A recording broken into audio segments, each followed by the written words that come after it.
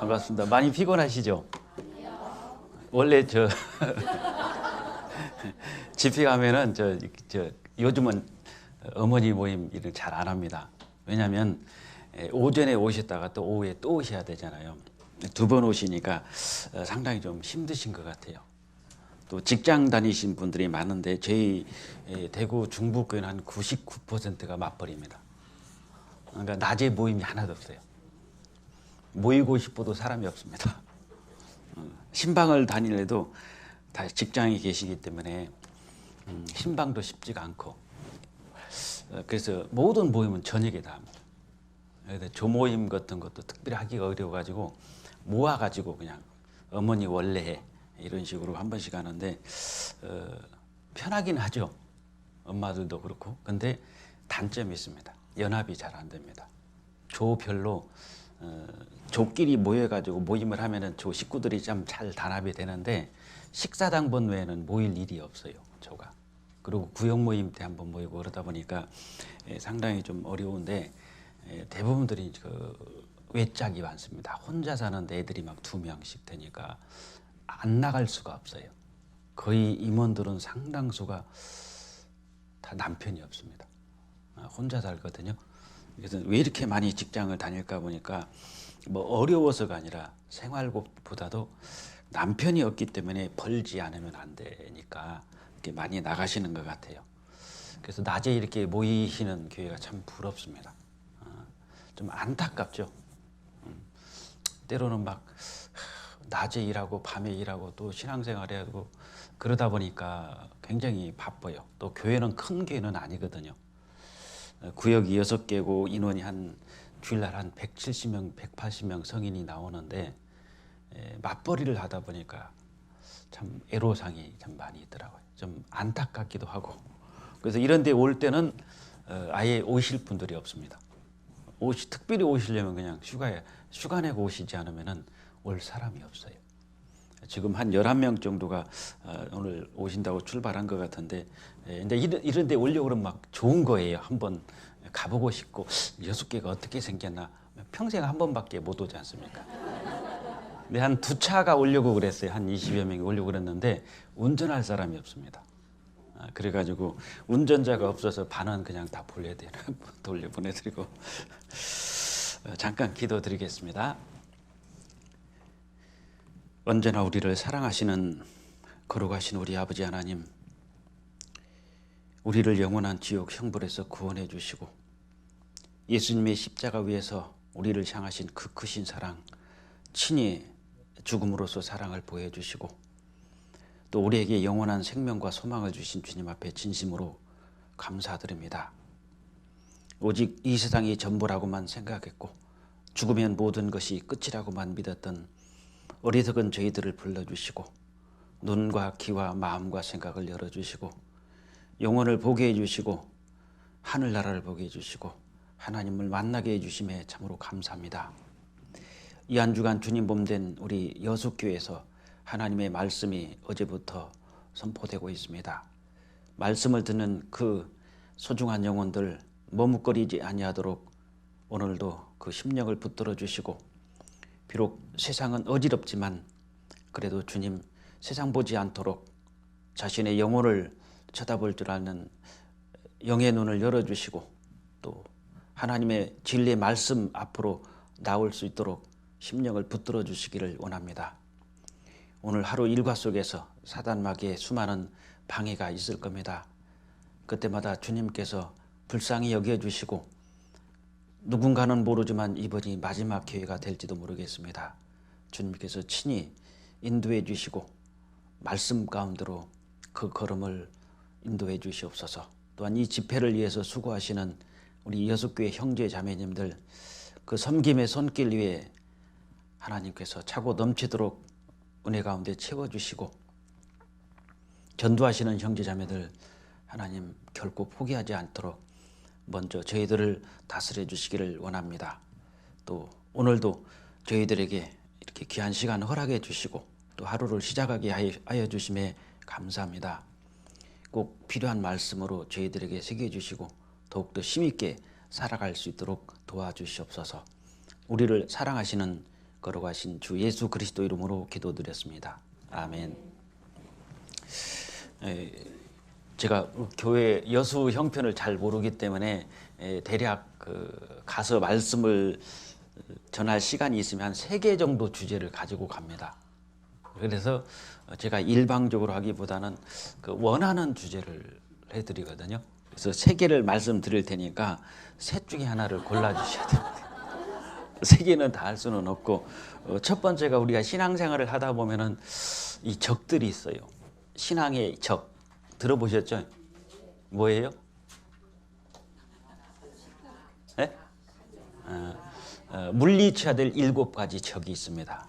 그걸 물리치지 않으면은 승리할 수가 없어요. 그래서 신앙의 적, 내 마음속에 물리쳐야 될 7가지 적이 있고, 또 하나는 꿈꾸는 요셉. 요셉이 꿈꾸고 마지막에 하나님 앞에 정말 아름답게 쓰여지고 요셉의 끝이 어떻게 됐는가, 그 꿈꾸는 요셉에 대해서 한번 좀 생각해 보고 싶고요. 또 하나는 좀 긴데 이것은 어려울 것 같아요. 이런 교회 되게 하소서. 제가 이제 그 찬송을 보고 생각을 해봤는데, 그래서 저희 교회 1년 올해 목표가 이런 교회 되게 하소서입니다. 그래서 진정한 예배가 숨쉬는 교회, 그 시작해서 쭉 사랑의 열매가, 복음의 열매가 날마다 열리는 열매 맺는 교회까지 나왔는데, 그건 너무 다 광범위한데 이제 이렇게 한 3가지 정도를 한번 준비해봤습니다. 꿈꾸는 요셉, 이런 교회 되게 하소서, 내 마음속에 물리쳐야 될 7가지 적. 3개 중에서 하나만 선택해 주십시오. 꿈꾸는 요셉. 예, 그럼 꿈꾸는 요셉으로 그냥 하겠습니다. 요셉의 생애가 예수님의 생애의 완전히 그 하나의 그림자로서 표본이라고 볼 수 있잖아요. 예수님이 오시기 전에 요셉의 삶을 보면은 예수님이 오셔서 무슨 일을 하실 거다 그냥 정확하게 알 수 있고, 또 우리가 요셉에게 배울 거 있습니다. 꿈을 꾸지 않는 자는 비전이 없어요. 그러니까 꿈이라는 것은 우리가 잠에서 꾸는 그런 꿈을 말하는 게 아니라 비전입니다. 앞으로 사는데 우리가 이런 꿈꾸지 않고 신앙생활을 한다는 것은 정체돼 버립니다. 신앙의 진보가 없거든요. 그래서 이제 큰 제목을 한번 말씀드려볼게요. 첫 번째가 꿈꾸는 요셉입니다. 그러니까 꿈꾸는 요셉인데 그 꿈이 이루어지려니까 요셉이 쉽게 됐어요. 굉장히 험난했습니까? 험난했죠. 그러니까 고난받는 요셉. 두 번째는 꿈꾸는 요셉. 두 번째는 그 꿈이 이루어지기 위해서는 엄청난 고난이 따릅니다. 그래서 고난받는 요셉. 세 번째는 고난 후에 찾아오는 것이 영광입니다. 고난 후에 받을 영광. 그래서 영광받은 요셉. 그다음에 영광을 받으면 그게 끝이 아니잖아요. 그 영광을 통해서 하나님께서 이제 사명을 주십니다. 그래서 사명받은 요셉. 사명을 받고 그다음에 요셉이 이제 엄청난 일을 하지 않습니까? 사실은. 그리고 사명의 끝은 뭐냐? 참 모든 것이 다 뒤돌아보니까 그 바울 사도도 고린도전서 15장 10절 말씀에 나의 나 된 것은 하나님의 은혜로 된 것이니 감사하잖아요. 하나님, 내가 그렇게 교회를 핍박했는데 그때 저를 데려갈 수 있었지만 안 데려가신 것이 감사하고, 구원해 주시기 감사하고, 또 지금 사도로서 자기를 써주시는 것이 감사하고, 또 앞으로 하나님 앞에 갔을 때 받을 은혜를 생각하니까 감사하고, 그래서 감사하는 요셉이 마지막이 되겠습니다. 그래서 꿈꾸는 요셉, 그리고 고난받는 요셉, 영광받은 요셉, 사명받은 요셉, 그 다음에 감사하는 요셉, 이렇게 한 5가지 정도의 요셉의 생애를 좀 압축을 해보고 싶은데 시간이 안 될 것 같습니다. 하다가 도중에 대충 한 2-3가지 하다 보면 끝날 것 같아요. 그러면은 설교는 못해도 시간은 잘 지켜라. 요즘 설교에 관심이 있는 게 아니라 시간을 잘 지키냐 안 지키냐, 여기에 관심이 많더라고요. 설교는 별로 재미가 없는 것 같아요. 시간만 잘 지키면 될 것 같습니다. 그래서 시간을 아마 11시 정도면 끝나지 않을까 생각되는데 몇 시까지 합니까? 12시. 아니, 말씀. 11시 20분이요? 예. 길게 하면 제 쫓겨납니다. 집회 못하고 합니다. 꿈꾸는 요셉. 창세기 37장을 보겠습니다. 창세기 37장 8절 9절.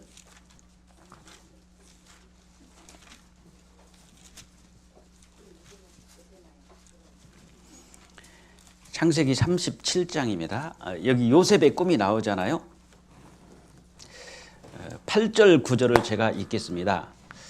그 형들이 그에게 이르되 네가 참으로 우리의 왕이 되겠느냐, 참으로 우리를 다스리게 되겠느냐 하고 그 꿈과 그 말을 인하여 그를 더욱 미워하더니 요셉이 다시 꿈을 꾸고 그 형들에게 구하여 가로되 내가 또 꿈을 꾼즉 해와 달과 11별이 내게 절하더이다.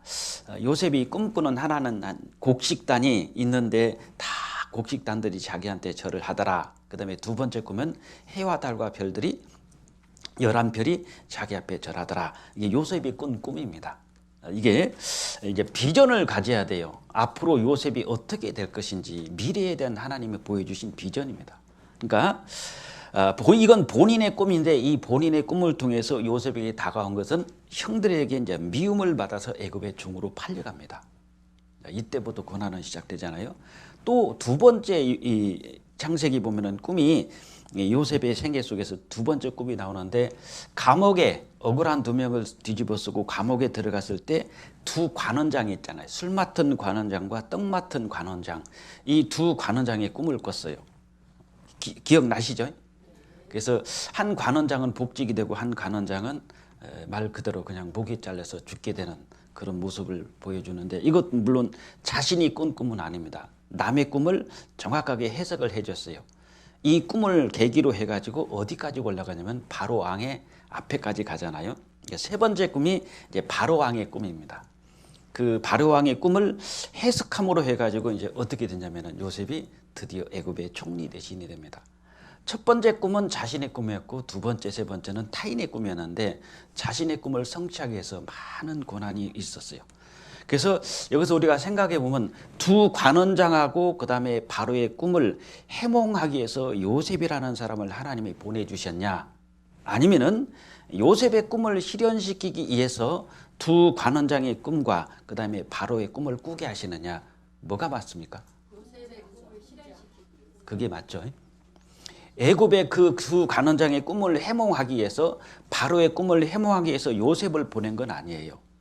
요셉이 꾼 꿈, 그 비전이 있습니다. 하나님 보여주신 그 꿈을 실현시키기 위해서 정말 억울하지만 보디발의 아내에게 억울한 누명을 뒤집으시고 감옥을 들어가고, 감옥에서 두 관원장의 꿈을 해몽하고 바로 앞에서 꿈을 해몽하는 것은 바로를 위해서, 애굽을 위해서 요셉을 보낸 게 아니라 요셉의 꿈을 해몽하기 위해서, 꿈을 실현시키기 위해서 그 사람들의 그런 꿈을 꾸게 한 것이 그게 맞습니다.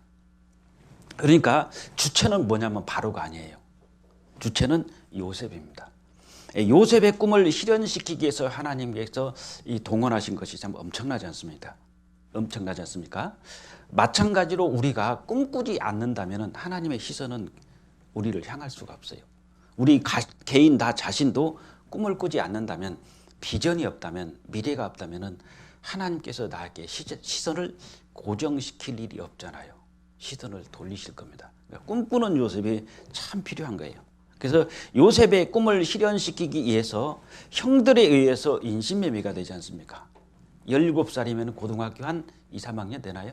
그 어린 17살짜리가 애굽에, 그것도 납치된 것도 아니고 사랑하는 같은 아버지 밑에 같이 살았던, 비록 이복 형제지만 형들에 의해서 애굽의 인신매매로 팔려가고, 그리고 애굽에 가서 정말 너무나도 억울하게 보디발의 아내에게 전혀 그런 감정이 없었는데 억울한 누명을 뒤집어 쓰고 또 감옥까지 들어가고, 그 감옥에서 두 관원장을 만나가지고 꿈을 해몽하게 해주시고, 이 모든 부분은 요셉의 꿈을 실현시키기 위한 다 수단들입니다. 요셉의 꿈이, 그것이 실현이, 이것이 목적이고, 두 관원장의 꿈이라든지 그 다음에 바로왕의 꿈은 사실상 그건 수단들이에요. 목적이 아니지 않습니까? 우리도 신앙생활이 정말 세상에서 우리가 신앙생활을 하는데 곁길로 간다든지 잘못 살면은, 빛이 소금이 되지 않으면은 우리가 복음 전하는 게 어려워요. 그럼 빛이 되고 소금이 되는 것이, 빛과 소금의 생활이 목적이냐? 그건 수단일 뿐입니다. 그 너희의 착한 행실을 보고 하늘에 계신 너희 아버지께 영광을 돌리게 하라. 그것이 목적이잖아요. 하나님께 영광이 되지 않는다면 우리는 의미가 없어요. 사실은 아무리 잘 살아도 근데 영광이 안 돼. 그러니까 교회 와서는 신앙생활 굉장히 잘하는데요. 봉사도 잘합니다. 무엇이든지 순종도 잘해. 집에 가면은 아주 거친 분들이 있어요. 막 저도 전에 어느 지역에 있었는데 교회에서는 임원입니다. 회장단이에요. 집에 가면 남편한테 쌍시옷이 막 나와요. 개 그다음에 막 아시죠? 이런 식으로 막 쌍시옷입니다. 그 10원짜리가 입에서 팍팍 튀어나와요. 대충 아시겠죠? 어떤 욕인지. 근데 그분이 회장단입니다. 그리고 그 회장단인데 그 남편이 전화가 왔어요. 우리 집에 가서 다 불질러 버리겠다고. 그래서 기다리라고 새벽 2시쯤 가서 너네 집 다 불질러 버릴 테니까 아주 막 상욕을 하면서 그렇게 나오더라고요. 그래서 제가 전화를 했죠. 죄송하지만 우리도 잠 좀 잡시다. 애가 어린애가 있는데 내가 아침에 찾아뵙겠습니다. 그러니까 전화 좀 하지 말라고. 이 벽에 전화기가 꽂혀 있어가지고 뽑을 수가 없어요. 계속 전화하는 거예요. 잠을 못 자게. 그래서 제가 잘 다독여가지고 아침에 갔더니 그런 얘기를 하더라고요. 당신 교회는 도둑질 가르치고 당신의 교회는 욕이나 가르치고 막 남편에게 달라들으라고 이렇게 가르치냐고 해서 절대 아니라고. 우리 교회 와 보셨냐고. 그랬더니 자기 마누라를 얘기하는 거예요. 막 나에게 막 쌍시옷을 찾고 막 개 무슨 뭐 어쩌고 저쩌고 막 너무나 욕을 함부로 한다는 거예요. 그래서 자매님 말씀을 들어보니까 또 이해는 가요. 남편이 새벽 2시까지 술 먹고 들어오고 술 주정하고 잠도 안 재우고 그러니까 이해는 되는데 그렇다고 해서 이 함부로 욕을 하고 그런 것이 정당화될 수는 없잖아요. 근데 교회에서는 정말 일 잘합니다. 없으면 안 될 정도로 일을 잘하시는 분이에요. 근데 영광이 안 되잖아요. 하나님 앞에. 우리의 복음을 전할 대상은 믿는 구원받은 사람이 아니라 불신자들인데 그 사람들 속으로 들어가야 되지 않습니까? 예수님께서도 하늘나라만 계셨다면 우리가 어떻게 구원받겠어요? 말씀이 육신이 되어 우리 가운데 거하심에 이 세상에 내려오셨기 때문에 우리가 주님을 보고 구원받는 것이지 내려오시지 않으면 우리가 어떻게 예수님의 사랑을 알겠냐고요. 우리도 반면에 우리도 마찬가지입니다. 말씀이 육신이 돼야 되잖아요. 들은 말씀, 배운 말씀이 마음속에만 간직하는 것이 아니라 이것이 삶으로 육신으로 나타나야 되는데 그것이 잘못되니까 문제는 하나님께 영광이 아니라 그 영광을 가리는 겁니다. 그래서 아무리 우리가 신앙생활을 내 나름대로 잘한다고 그래도 이것이 삶 속에서 하나님의 영광을 가리게 된다면 그건 올바른 생활은 아니지 않습니까? 그러니까 이 요셉도 정말 이 요셉의 꿈을 실현시키기 위해서 하나님께서 대동하신 이 수단들은 굉장히 정말 우리가 상상할 수 없는 일들이 하나님께서 개입을 시키지 않습니까? 목적은 요셉의 꿈을 실현시키는 게 목적입니다. 바로의 꿈, 두 관원장의 꿈은 요셉의 꿈을 실현시키기 위한 하나의 수단에 불과한 거예요. 그래서 애굽을 위해서 요셉이 간 게 아니라 요셉을 위해서 하나님의 역사를 위해서 하나님께서는 바로의 꿈을 꾸게 하시고 애굽이라는 나라를 등장시키니까 역사의 중심은 교회입니다. 그럼 교회 속에 우리 각자 개인이 있잖아요. 우리 개인이 역사의 중심이 되지 않습니까? 굉장히 소중한 존재인데 그 가치를 모르니까 함부로 살 수밖에 없고 그 가치를 모르니까 신앙생활이 점점점 시간이 가면 갈수록 어떻게 되냐. 익어가야 되는데 점점점 퇴색돼 갑니다. 누가복음 18장 잘 아시지 않습니까? 인자가 올 때 믿음을 보겠느냐. 그리 불의한 재판관 앞에 정말 한 과부가 무슨 소원인지는 모르지만 그것을 성취하기 위해서 그 재판관을 계속 찾아갔습니다. 근데 재판관이 마지막에 가서는 너무나 찾아오니까 그냥 소원을 들어줬거든요.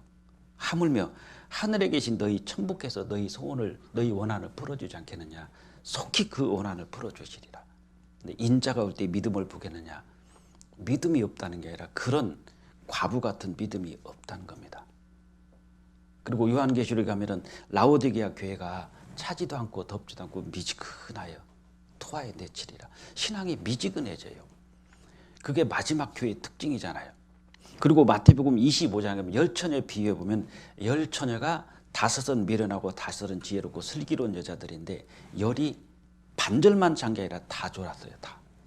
주님 오실 때니까 신앙이 점점점 졸아요. 다 알아, 다 알아. 아이고 옛날이 좋았는데 자꾸 옛날을 먹고 사는 분들이 많고요. 다 안 돼요. 아는 것이 아닙니다. 사실은. 다 안다고 얘기하는 것은 마땅히 알 것을 아직 모르는 거예요. 고린도전서 8장 보겠습니다.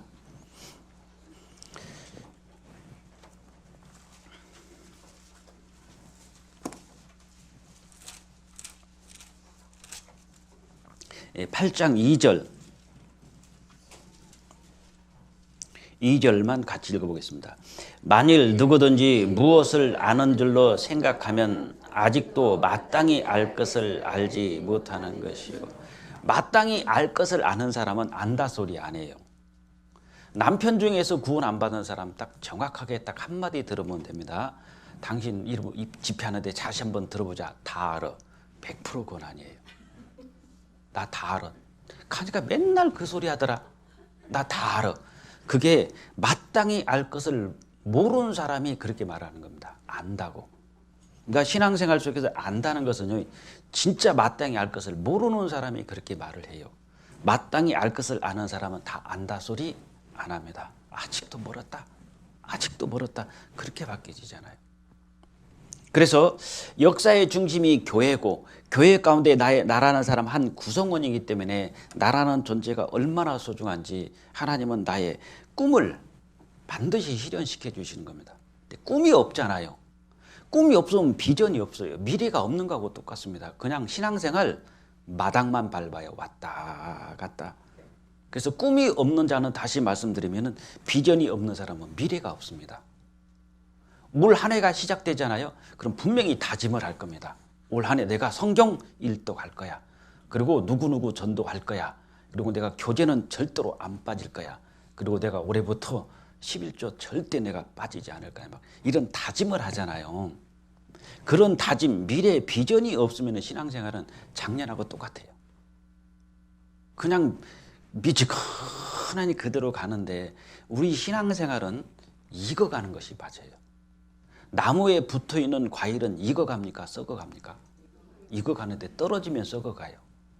우리는 교제에 붙어있다는 소리는 익어가야 되는데 왜 시간이 지나가도 자꾸 익어가는 게 아니라 그냥 풋과일 그대로 있을까? 왜 익지 않을까? 문제가 있잖아요. 떨어진 과일은 분명히 익는 게 아니라 썩어요. 근데 우리는 교제 가운데 나무 가운데 붙어 있기 때문에 익어가야 되는데 왜 자꾸 밋밋해지냐? 비전이 없어서 그렇습니다. 꿈을 안 꾸니까 그래요. 그러니까 꿈꾸는 요셉이 우리에게 너무 다 필요합니다. 그 교훈이 되거든요. 그래서 하나님이 만약에 꿈이 없으면 하나님이 감석도 안 하시고 꿈이 없다는 것은요, 죽은 거하고 똑같아요. 죽은 자는 꿈이 없습니다. 구원받지 않은 사람이 무슨 비전이 있어요? 그냥 죽지 못해서 마지못해 살잖아요. 꿈이 없는 사람은 죽은 자와 같기 때문에 죽은 자를 통해서 하나님이 역사하지는 않습니다. 하나님은 산자의 하나님이시기 때문에 산자를 통해서 역사하시고 꿈을 가지고 있는 사람을 통해서 일을 하시지 꿈이 없는 사람, 잠자는 사람, 죽은 사람을 어떻게 하나님께서 함께 하시겠냐 이거예요. 그래서 꿈을 꾸는 것은 비전을 가지고 살아가는 것은 우리가 꼭 필요한 거예요. 한 예를 든다면은 눈사람하고 고드름하고 생각해 보세요. 똑같은데 고드름은 항상 어떻게 하냐? 찡그리고 있어요. 이렇게 고드름 그림을 그리면은 고드름이 이렇게 생겼잖아요. 잘 보면 이렇게 생겼어요. 이게 뭡니까? 이게 고드름이에요. 눈사람은 어때요? 눈사람은 항상 이렇게 생겼습니다. 늘 찡그리고 있는 게 고드름이에요. 왜 그렇게 고드름이 찡그리고 있느냐? 자기가 녹는다는 것에 대한 불평과 원망입니다. 내가 계속 녹으니까 항상 찡그리고 인상을 쓰고 있고 눈물을 흘리고 있는 거예요. 왜? 지금 자신이 녹고 있다는 것만 생각하니까 그렇습니다. 이건 비전이 없는 거예요. 현재만 생각하고 미래가 없는 비전 없는 삶이 고드름하고 똑같은 삶입니다. 고드름에는 꿈이 없어요. 미래가 없어요. 지금 자기가 녹는다는 것만 생각하니까 저렇게 불평과 불만, 원망 속에서 살아가는데 눈사람은 다르다는 거예요. 눈사람은 왜 저렇게 웃고 있느냐? 눈사람은 비전이 있습니다. 어차피 고드름도 녹고 있고 눈사람도 녹고 있어요. 똑같이 녹고 있는데 눈사람은 자신이 녹아서 이게 땅에 스며 들어가지고 씨앗을 싹 틔워서 꽃도 피우게 하고 그다음에 농작물에 그 수분을 주어 가지고 풍년을 이뤄내기도 하고, 또 나무물은 냇가를 타고 강물을 타고 먼 대양으로 이제 여행을 하는 거예요. 이걸 앞으로 미래를 생각하니까 너무너무 꿈에 부풀어 있어요. 야, 내가 녹아서 끝이 아니라 땅속에 스며들어서 아름다운 꽃들을 피게 해준다. 그리고 농작물에게, 곡식들에게 물을 줘서 풍년을 이룬다. 그리고 나는 저 멀리 대서양 태평양으로 들어가서 내가 어마어마한 여행을 하는구나. 이걸 생각하니까요, 미래가 너무나 밝고 행복한 거예요. 할 일이 너무나 많아요. 근데 눈사람은 녹고 있지만 웃고 있다는 겁니다. 왜? 앞으로 미래를 생각하니까 나의 창대한 미래가 너무나 화려해서 웃고 있고, 고두름은 지금 당장만 생각하는 거예요. 자기가 지금 점점점 녹아가고 있다는 것만. 이게 뭐하고 똑같냐면은, 우리 조는 아무도 안 나와. 맨날 나만 와서 식사당번에. 이게 고두름이에요, 눈사람이에요? 고두름입니다. 항상 나만 와서 해. 청소도 할 때 하나도 안 나와. 꼭 나만 해. 항상 찡그리고 있어요. 근데 내가 녹고 있다는 것만 생각하거든요. 내가 나 혼자만 녹고 있다고 생각하는데, 사실상 내가 녹기 때문에 결국은 꽃이 피고 농사가 풍작이 되고 결국은 대서양까지, 태평양까지 들어가요. 녹지 않으면은 그냥 그대로 붙어 있을 뿐입니다. 녹아야 돼요. 내가 헌신하지 않고 희생하지 않고 교회에서 맨날 나만 헌신해, 나만 맨날 당번 나만 혼자 해. 그분 때문에 역사가 일어나는 거예요, 사실은. 하나님이 전부를 쓰는 게 아니잖아요. 다 보면은 12명의 정탐꾼이 가도 2명입니다. 하나님께서 다수를 원하지 않았는 거예요. 그 다수가 뭐냐면 두세 사람이 여호수아 갈렙 같은 사람이에요. 제자들도 많이 있었지만은, 그러나 주님께서 항상 함께한 사람 베드로, 야고보, 요한입니다. 많은 사람이 아니라니까요. 교회도 1000명, 10,000명 있어도 그 안에서 진짜로 핵심은 따로 있어요.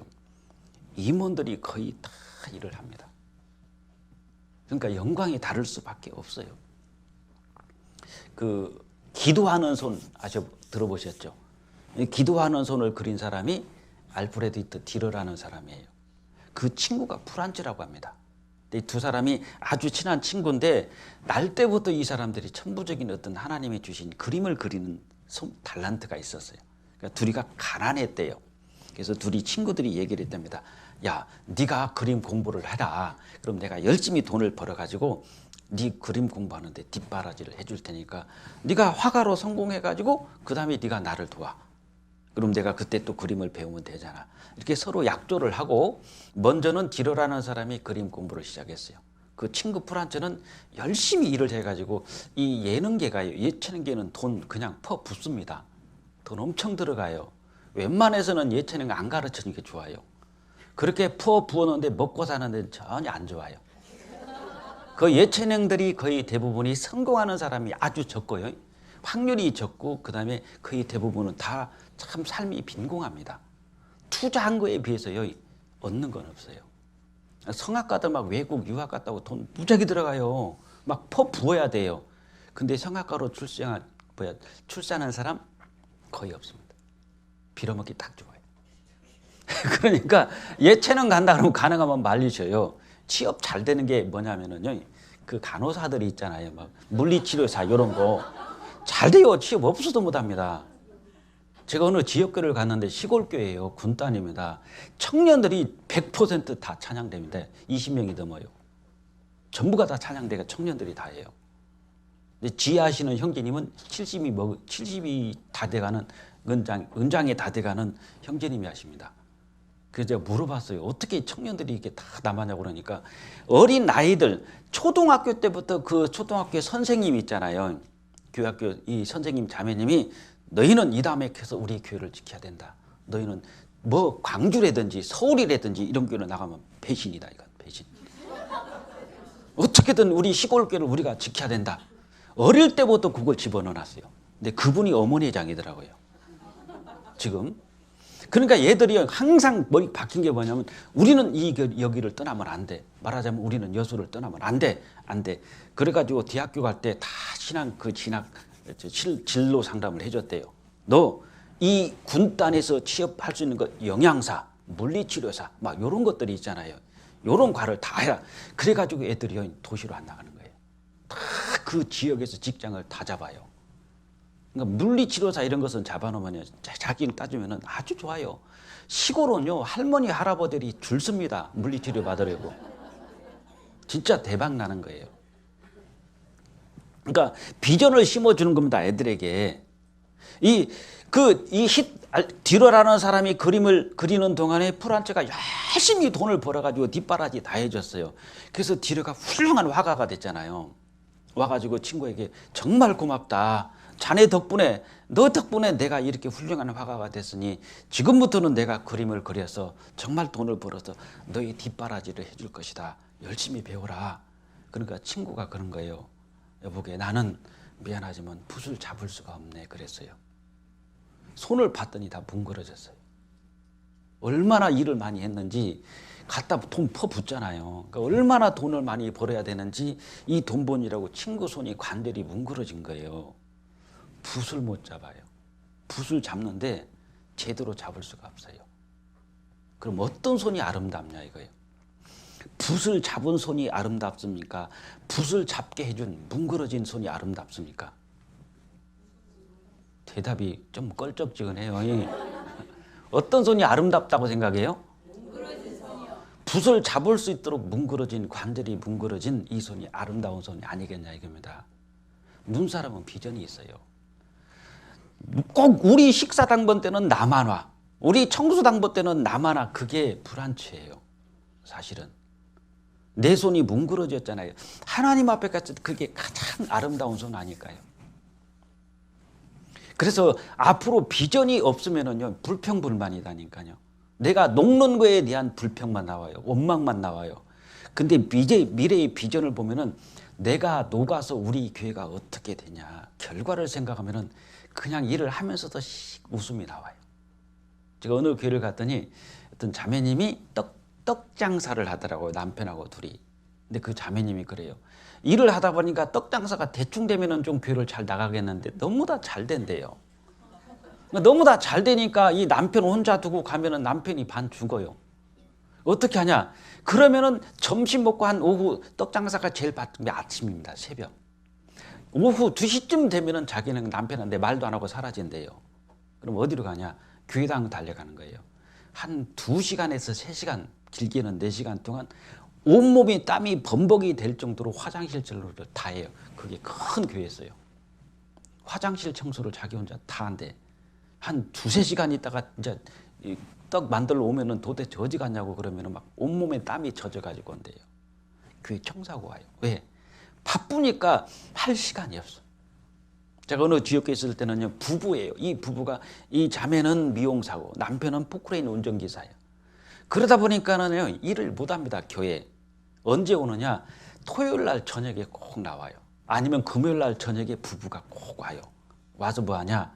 낮에 우리가 봉사 못 하니까 어떻게 하냐면 저녁에 부부가 와서 화장실 청소를 다 하고 갑니다, 그냥. 아무도 없을 때 와서 싹 하고 가요. 그런 비록 녹는 것은 눈사람이나 고드름이라 똑같아요. 똑같이 녹고 있는데 왜 눈사람은 웃고 있고 왜 고드름은 찡그리고 인상을 쓰고 있냐는 거예요. 나만 해. 나만 아무도 안 도와줘. 이런 생각을 하니까 자기만 희생되는 것만 생각하잖아요. 미래를 생각하면은 나의 작은 수고가 정말 우리 교회에 얼마나 많은 영향을 미칠까 그걸 생각하면 웃을 수가 있다고요. 지진 났나 봐. 신앙도 마찬가지입니다. 신앙생활도 미래에 대한 꿈이 없는 사람은 진짜 빌려온 바켓처럼 왔다리 갔다리 그냥 통만 왔다 갔다 해요. 중요한 것은 우리가 비전을 가지고 살자는 겁니다. 미래에 대한 비전을. 꿈꾸는 자와 꿈꾸지 않는 자는 완전히 틀립니다. 요셉이 꿈꾸는 요셉이에요. 미래에 대한 비전을 다 가지고 살잖아요. 그래서 그 비전이 없는 사람은 하나님이 시선을 그 사람에게 향하지 않을 수밖에 없습니다. 향하지 않아요. 아무런 꿈이 없는데 뭐. 근데 여러분들이 어떤 한 해를 시작하기 전에 어떤 비전을 가지고 살잖아요. 그럼 하나님이 틀림없이 거기에 대해서 지켜주십니다. 내가 올 한 해 반드시 내가 이 성경 일독할 거야. 그러면은 하나님이 지켜주셔요. 근데 하나님이 지켜주시니까 그냥 알아서 해 주시겠지가 아니라 그렇게 비전을 가지고 자기 미래를 설계하잖아요. 그럼 살려고 각오를 하고 그렇게 결심을 내리고 의지를 가지고 살아야 돼요. 가만히 있으면 하나님이 해 주시겠지. 저는 진짜 답답한 게 뭐냐면 왜 자꾸 자매님이 하려고 그래? 가만히 있어요. 하나님이 다 해 주셔. 왜 그렇게 하냐고. 그럼 우리가 집에서 가만히 있으면은 가족 전도 다 됩니까? 교회당 지는데 가만히 있으면 하나님이 어디 가면은 산을 캐면은 2m 정도 들어간 금덩어리가 큰 게 하나 있을 것이다. 그걸 파다가 교회당을 지라 요런 계시 내려주냐고요. 가만히 있으면 다 해주는데 왜 자매가 날 막 설치고 그래? 그럼 가만히 있으면 진짜 다 해주냐고요. 집에서 기도하고 가만히 있어 보세요. 구원 받는가? 그게 맞는 것 같은데 틀리다니까요. 마태복음 7장 보겠습니다.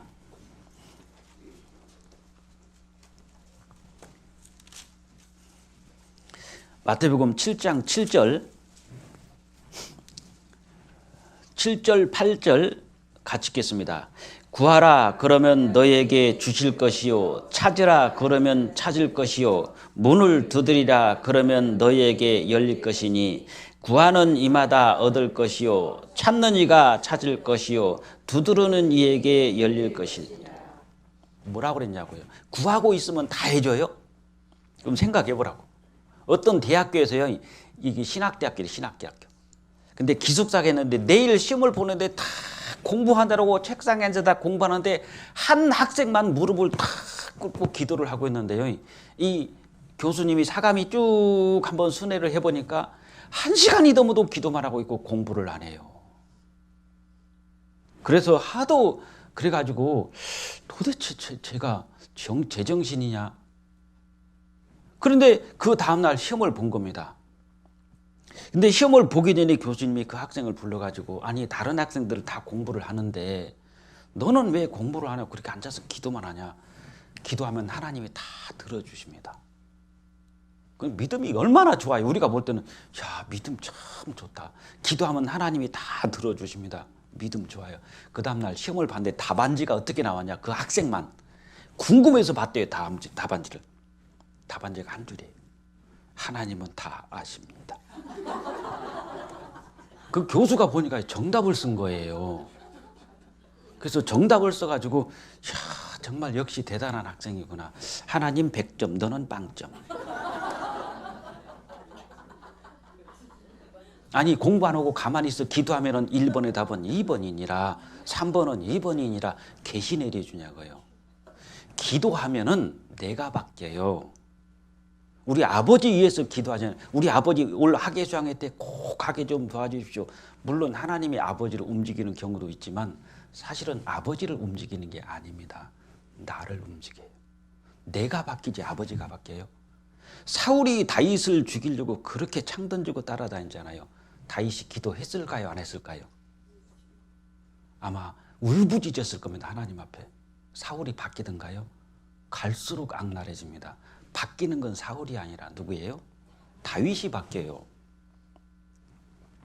내가 바뀌는 것이지 하나님이 나를 통해서 가족을 전도하는 것이 목적이지 나는 소파에 앉아가지고 하나님 우리 아버지 학예수양회 꼭 하게 해주셔야 돼요. 아시죠?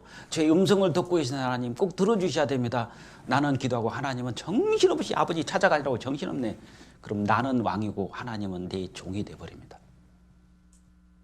하나님은 왕이고 내가 종이잖아요. 아버지 찾아갈 부분은 하나님이에요. 나예요. 그러니까 찾으라고 그랬잖아요. 구하고 찾고 찾아갔으면 두드려야지. 우리가 거의 어디서 끝나냐면 기도가 구하고 다 끝나요. 구하기만 하고 안 찾아가요. 가서 안 두드려요. 그러니까 어떻게 되냐. 구하기만 하니까요. 말만 잘하고 기도는 잘해. 근데 행함은 없어요. 기도는 생활입니다. 잘 생각해 보세요. 정말 아버지를 전도하려면은 아버지 전도하는 때 나를 전도사로 파수꾼으로 보내주는 사람이 누구냐면 나요, 나. 근데 나는 기도하고 앉아있고 하나님 가세요. 우리 아버지 움직이 가지고 학예수양회 말씀 듣게 해주셔야 됩니다. 너는 저 기도하고 있잖아요. 저 소파에 앉아서. 그럼 하나님은 내 종이 되고 나는 앉아서 하나님 왔다리 갔다리 심부름 좀 해주세요. 나 바빠요. 나 기도해야 돼. 하나님 빨리 아버지한테 가세요. 하나님 아버지 문 좀 열어주세요. 사실은 우리는 데리다가 와보라 하나님께 앉혀놓는 것이 내 일이에요. 그러면 기도를 하면 누가 바뀌냐? 내가 바뀐다니까요. 틀림없어요. 기도를 하면은 앉아서 하나님이 내일 답을 가르쳐 줄 거야. 그게 아니라 기도를 하면은요. 다른 사람 잠잘 때 지는 잠 안 자요. 더 열심히. 나를 뜯어 고쳐가지고 게으르지 않게 해서 더 열심히 하도록 열심을 품고 주를 섬기게 하는 것이지 내가 기도하니까 너 공부하지 마. 내가 다 가르쳐 줄게. 그러면 세상에요. 다 앉아 소파에 앉아 있는 사람밖에 없습니다. 구했으면 찾아가야죠. 아버지에서 기도했으면 찾아가야죠. 빈손으로 가지 말고 하다못해 얼마라도 좀 과일도 사가지고 가고 용돈도 가져가서 찾아가서 두드려야 될 거 아니에요. 가긴 갔는데 말을 못해 무서워가지고 막 아버지 아버지 하다가 봐. 가서 아버지 두드려야 될 거 아니에요. 그리고 가기 전에 아버지가 그렇게 무섭다면은 너에게 꾸짖지 않냐고 후히 주시는 하나님께 지혜를 구하라. 구하고 가면은 거기에 딱 맞게요. 대화를 하다가 기가 막히게 탁탁 한마디 던지는데 아버지 어머니 마음을 탁탁 찌르는 말을 하는 거예요. 근데 우리는 구하고 안 찾아가요. 갔는데 두드리지 않아요. 기도의 점진적인 겁니다. 구하고 찾고 두드리고. 어떤 며느리가 정말 시어머니가 너무 핍박이 심해가지고요. 목사님을 찾아갔답니다. 목사님 죄송한 말인데 우리 시어머니 죽이는 방법 없냐고. 딱 가르쳐주더래요. 진짜 죽이고 싶냐고. 죽이고 싶다고. 그럼 내가 가르쳤는데 하면 시어머니 한 달만 있으면 죽을 거라고. 그래서 어차피 죽을 사람이니까 가기 전에 시장에서 쌀도 최고 좋은 쌀을 가지고 인절미를 해가지고 어머니 좋은 것을 그냥 매일마다 해드리라고 그랬대요. 한 보름 되니까 시어머니가 180도 바뀌었어요. 옛날 시어머니가 아니야. 큰일 났네. 죽으면 안 되는데. 자기가 잘못 구한 거예요. 하나님 잘못했습니다. 제발 우리 시어머니 죽지 않게 해달라고. 이제 내일이면 이제 죽는 날이에요. 그래서 목사님을 찾아갔대요. 목사님, 제가 진짜 잘못한 것 같다고. 우리 시어머니가 전혀 다른 사람이 됐는데 진짜 제가 하나님 앞에 잘못했다고. 우리 시어머니 안 죽게 좀 해달라고. 늦었습니다. 내일이면 시어머니 죽습니다. 근데 그 다음날 봤더니 시어머니가 멀쩡 살아났어요. 그래서 막 목사님한테 달려갔다. 목사님 안 죽었다고 살았다고. 아이 죽었다고. 아이 살아 계신다니까요. 옛날에 시어머니는 죽었고 지금 시어머니는 다른 시어머니가 돼 있다고. 그럼 그 시어머니를 왜 바꿨냐고. 누가 바꿨냐고요. 내가 한 달 동안 그렇게 정성껏 시어머니를 위해서 봉양했던 거 있잖아요. 그것이 바꾼 것이지 내가 기도하고 앉아있으면 되냐고. 그러니까 목사님이 가르친 거예요. 기도는 뭐냐? 기도는 생활이다. 시어머니가 정말 바뀌어지길 원한다면 앉아서 중얼중얼 중언부언 하지 말고 생활로 본을 한번 네 몸으로. 신앙생활은 마음으로 하는 게 아니라 몸으로 하는 거예요. 몸으로. 제가요 교회는 안 나가지만요 늘 마음은 있어요. 아무것도 아닙니다. 그 무슨 의미야? 그럼 여섯교회 모든 형제 자매님들이 저는 항상 마음은 교회 가운데 있어요. 한 명도 안 나와요. 그게 교회냐고. 너희 몸을 하나님이 기뻐하신 거룩한 산 제사를 드리라. 신앙생활은 몸으로 하는 겁니다. 마음으로 미안하지만 핑계예요. 몸으로 움직여야 돼요. 그러니까 구하고 찾고 두드리는 것은 마음이 아니라 구하고 찾고 두드리는 거. 구했으면 가야 된다니까요. 찾아가고 갔으면 문을 두드려야 돼요. 그러니까 전도 잘하는 사람이 꼭 이래도 합니다. 반드시 찾아가요. 찾아가서 반드시 얻어맞든 어쩌든 두드려요. 돼요. 근데 전도 못하는 사람은 겁이 많아. 무서워서 못 가. 가서 말도 못해. 그러니까 전도 못하죠. 저도 이대로 했어요. 이대로 해가지고 1년 동안에 저희 가족 18명 다 구원받았습니다. 잘 아시지만 저희 어머니가 38년 무당했잖아요. 무당도 돼요. 1년 만에 됐어요. 자주 한 달에 3번씩 찾아갔습니다. 한 달에 3번씩. 경기도 수원에서 전라북도 진안까지 한 달에 3번씩 찾아갔어요. 계속 찾아갔어요. 토요일 날 내려가가지고 정말 어머니하고 아버지하고 얘기하고 이런저런 얘기하고 어쨌든 어머니 아버지가 믿는 이 자식이 미친놈은 아니다. 정상이다. 옛날의 아들이 아니다.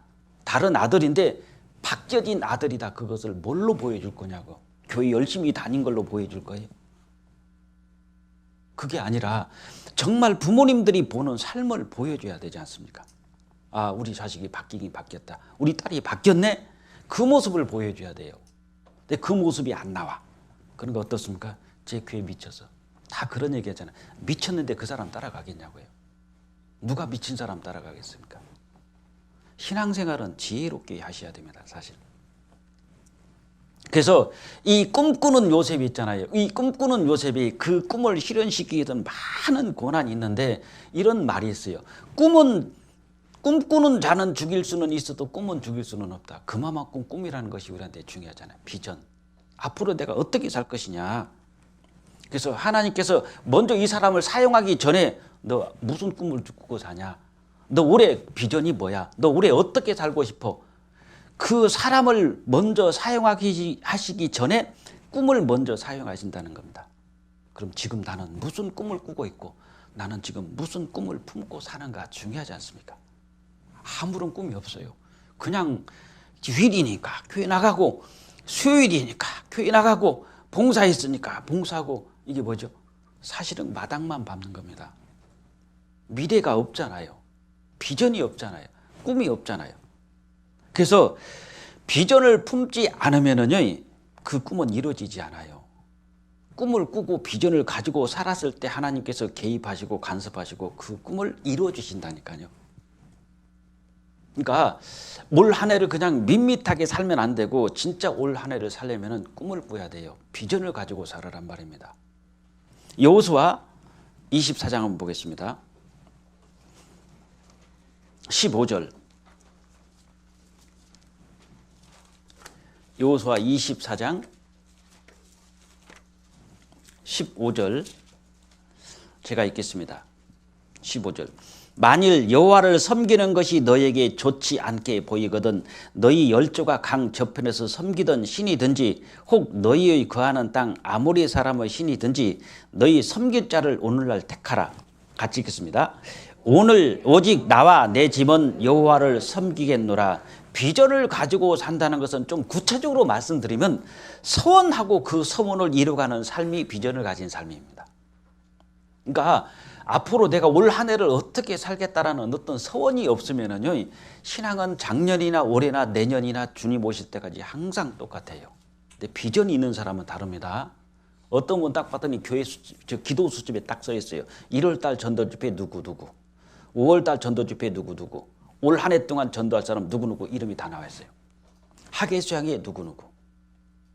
그리고 학예 수양에 누구누구 데려가는데 한 달에 내가 얼마씩 적금 들어간다. 그래서 한 분이 20명씩 데려가더라고요. 그러면 그 20명이 한 사람당 회비가 6만 원이잖아요. 6, 20이 120만 원입니다. 120만 원을 어떻게 이걸 준비할 것이냐. 구체적으로요. 준비를 딱 합니다. 그리고 올 한 해를 하나님께 서원하고 살아요. 그런 사람들은 매년마다 바뀌어요. 다시 말하면 좀 쉽게 하면 업그레이드가 됩니다. 근데 그게 없어요. 그냥 교회 다녀요. 전도 집회 뭐 내가 안 해도 다 할 텐데 뭐. 그게 아니라 정말 요셉처럼 사는 사람은요, 비전 있고 꿈을 가진 사람들은 1년 계획이 다 나와요. 우리가 만약에 이 여수교회가 내년 계획을 하나도 잡지 않고 내년을 시작한다. 어떻게 되죠? 뒤죽박죽 중구난방일 겁니다. 우리가 내년이 되기 전에 11월 달 아니면 그 전에 전도 집회는 적어도 6월 달 전에 다 잡아요. 6월 달 지나가면은 강사 섭외가 어렵습니다. 유명 강사들은요 벌써 다 잡혀 있어요. 저같이 짜잘한 사람이야 좀 10월 달도 되지만 유명 강사들은 이미 전도 집회가요 4월 달 5월 달 되면은 내년이 다 끝납니다. 그러면 게으르면은 유명 강사 못 모셔요. 이미 다 끝났어요. 그러니까 내년이 되기 전에 벌써 3월 달 4월 달 되면은 강사부터 딱 준비하는 겁니다. 내년은 어떻게 할 것이다. 그리고 내년 계획 딱 잡아놓고 10월 달 정도면 기도 들어가요. 내년 임원 어떻게 누구를 구역을 나눌 것이냐 어떻게 할 것이냐 그거 다 준비 들어가잖아요. 그런 것이 없이 만약에 한다고 생각해 보세요. 그냥 즉흥적인 겁니다. 그게 인간의 수단과 방법이잖아요. 그러니까 비전을 가지고 산다는 것은 구체적으로 말씀드리면 서원을 하고 그 서원을 이루어가는 삶이 이게 비전을 가진 삶이고 꿈꾸는 삶이다. 그럼 올해 나는 무슨 비전을 가지고 사는지 보셔요. 저도 작년 10월 달, 11월 달 되면은 이미 올 계획 다 잡습니다. 그래, 올해는 전도 집회 몇 번 한다. 작년에 전도 집회 저희가 대집회 4번 하고 오전 집회 2번이 끝이었어요. 물론 제가 작년에 잡은 건 아닙니다. 전 작년은 1월 달에 대구 중부를 내려왔기 때문에 올해는 틀려요. 20번이에요. 전도 집회 우리 자체 집회만 20번입니다. 그렇게 안 할 수가 없어요. 그래서 구역 집회 한 번씩 다 하고 교구 집회 한 번씩 다 하고 오전 집회 2번 하고 청년 집회 2번 하고 은장의 숙박 집회 하고 교회 학교 전도 집회 그리고 또 하고 싶으면 다 하라 이거예요 막. 그래서 연초에 저희들이 작정을 합니다. 무슨 작정을 하냐면 건물을 짓기 위해서 작정도 하는데 전도하는데 우리 작정 안 하면 되겠느냐. 그래서 한 1년 동안 전도 집회로 나가는 비용이 2,400만 원입니다. 그래서 제가 150명 잡고 한 사람당 15만 원씩 하니까 2천만 원이 넘어요. 그래서 한 사람당 15만 원씩만 작정을 합시다. 그래서 40명에서 1,400이 나왔어요. 40명에서. 그럼 40명이면 15만 원씩 하면 기부에 한 5, 600 나와야 되잖아요. 근데 한 2배 이상이 나오는 거예요. 그래서 어떻게 하냐. 구역 집회를 하면은 무조건 하루에 10만 원씩 그 돈으로 다 줍니다. 교구 집회하면 조금 많으니까 하루에 15만 원씩. 뭐 은장에 짓기는 하루에 뭐 40만 원씩. 이런 식으로 다 책정을 하니까 2천 몇백만 원이 들어가는 거예요. 여기는 한 4, 5천 들어가겠죠. 그걸 숫자에다 딱 나누니까 한 사람당 감당해야 될 비용이 15만 원이에요. 그러면은 5개월 기간을 가지고 우리가 일시불로 15만 원 낼 수도 있고 매달 3만 원씩 해서 15만 원 낼 수도 있는데 이걸 가지고 전도 집회를 하니까 집회 때 돈 얘기가 안 나오고요. 구역에서 10만 원 만들어라 30만 원 만들어라 매일 집회할 때마다 어떻게 하냐. 구역 회비 다 뺏어왔어요. 교회에서. 그러니까 구역에서 할 일이 없어요. 왜? 돈이 없어. 교회에다 다 바치는 거예요. 그렇게 안 한다. 구역은 구역을 위해서 최선을 다하고 이 회비를 가지고 집회를 할 테니까. 근데 차고 넘친다니까요. 그러니까 집회를 하는데 부담이 없어. 딱 50만 원 주니까 모자라면 구역 회비를 하세요. 그러니까 구역에서요. 50만 원을 주니까 구역에서 자기들이 뭐 20만 원, 30만 원 하면은 식사가 달라져요. 대집회보다 더 잘 나와요. 막 삼계탕도 나오고. 왜? 그러니까 구역이 똘똘 뭉쳐가지고 열심히 하잖아요. 이런 비전이 없이 준비를 안 하고 살면은요. 거의 밋밋합니다. 그냥 교회에 와서 이사에서 1장 말씀처럼 내 마당만 밟을 뿐이라 그랬죠. 여호수아가 어떤 사람인데 너희도 그렇게 살 거야? 나와 내 집은 여호와를 섬길 거다. 딱 서원하잖아요. 그럼 어떻게 살 거냐? 서원으로 끝이 아니라 그 서원을 이루기 위해서 이제 사는 거예요. 그럼 어떻게 살 거냐 이겁니다. 올 2월 달에 우리 대전도 집회가 있다. 2월 달에 누구 전도하지? 전도할 때 조심해야 될 게 있습니다. 한 사람이 여러 명을 데려오는 것은 사실상 불발로 끝날 가능성이 굉장히 확률이 높아요. 왜냐? 그중 하나는 마귀예요. 똑같은 친구 2사람 데려오면 둘 중 하나는 마귀입니다. 꼭 반대하거든요. 저는 동시에 2명 안 합니다. 한 명씩 나도 너는 다음에 지금 자격 없어. 난 다음에 한 사람 그래도 둘 중 좀 나은 사람 한 사람 가서 말씀 탁 듣고 오로지 난 그 사람만 챙기는 거예요. 둘이 오고 3명 4명 오잖아요. 처음에는 막 기도 못하게 개똥씨 해가지고 4명 나왔어. 근데 그 다음날 되니까 3명 빠지고 1명 나왔네. 그럼 형제자매들도 판단해요. 3명이나 빠졌네.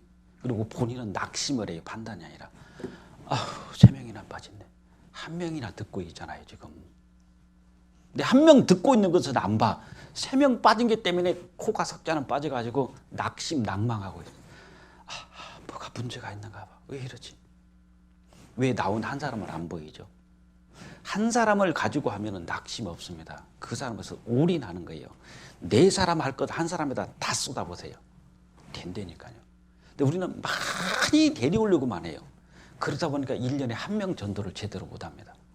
보세요. 열심히는 하는데 결과가 안 좋아. 결과가. 그러니까 욕심내지 말고 한 사람이 1년에 1명씩 전도하면은요 32년이면 30년 만인가요? 30년이 되니까 32억이 구원받더라고요. 한 사람만 했을 때. 근데 우리 1년이 한 사람을 못 하잖아요. 작년에 2019년에 1명 전도해서 지금 신앙생활 잘하고 있다. 한번 손 들어보세요. 작년에. 높이 자랑스럽게 들어도 돼요. 뒤에 한번 쳐다보세요. 몇 분인가? 손 들고 계세요. 두 분밖에 없잖아요. 내리시고. 아니, 세 분이네. 보세요. 이렇게 많은데 1년 365일 동안 한 명을 전도를 못 한다니까요. 우리가. 욕심내지 마세요. 욕심이 전도의 방법이 아니라니까. 지혜롭게 한 명씩 한 명씩 잡아서 진짜로 하나님 앞에 굴복시켜야 됩니다.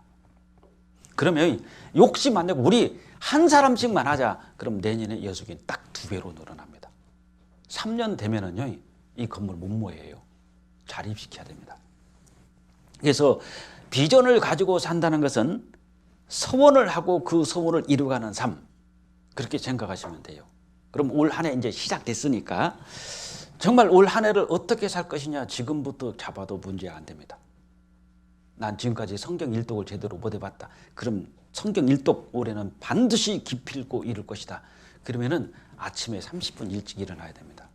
그래서 아침에 일어나가지고 성경 읽고 저녁에 또 1시간 늦게 자야 돼요. 저녁에 성경 읽고 또 낮에 점심시간에 성경 읽고 하면은 어느 교회는 자매님들이 서원을 했대요. 1인 3도. 3도 가는 걸로. 근데 그 교회 자매를 제가 알거든요. 전화했더니 목사님 전화 끊어요. 아, 또 왜 이렇게 성경이 급해요? 그러니까 나 성경 읽어야 돼요. 성경. 그러니까 지금 1도 끝냈대요. 벌써 1도 끝내고 좀 2독째 들어가는데 옛날에는 전화하면 좀 받았거든요. 근데 지금 뭐라고 하냐, 빨리 끝나요. 빨리 좀 끊어주세요 목사님. 그랬더니 그렇게 꼴보기 싫냐고. 아니 나 성경 읽어야 돼요. 올해 3독 해야 돼요. 3독. 그러니까 전화도 안 받아요. 그런 식으로 막 3독을 끝내겠다고. 그래서 자매님들이 전부가 서원을 했답니다. 올해는 우리 어머니에서 3독을 하자. 그 성경이 파묻혀 사니까 하나님과 가까워지는 거예요.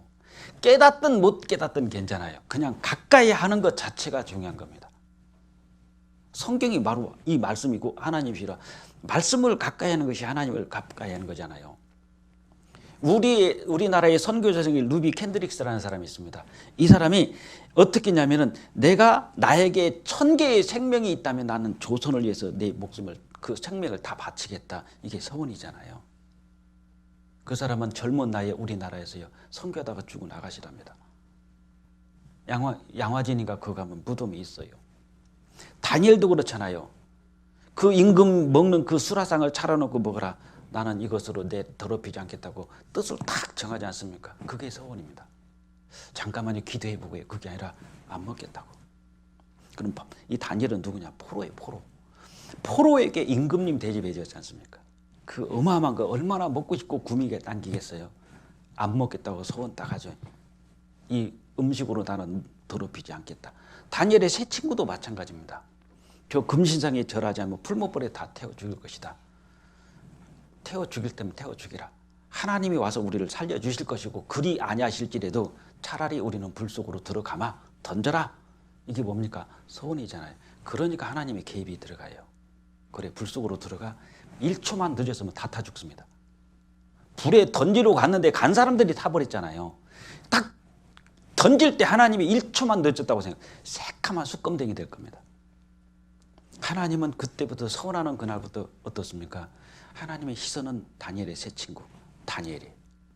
우리도 마찬가지입니다. 요셉이 그 꿈을 가지고 살잖아요. 그때부터 하나님이 요셉을 떠난 적이 있습니까? 계속 따라다녀요. 그러니까 꿈이 없으면 하나님한테 쓰임 받지를 못한다니까. 한나도 마찬가지입니다. 그 분이 나는 그렇게 아이돌 잘 낳고 정말 그렇게 집안에서 뭐 큰 소리 칠 수 있잖아요. 근데 한나는 애 하나를 못 낳아요. 그러니까 사무엘상 1장 한번 찾아볼게요.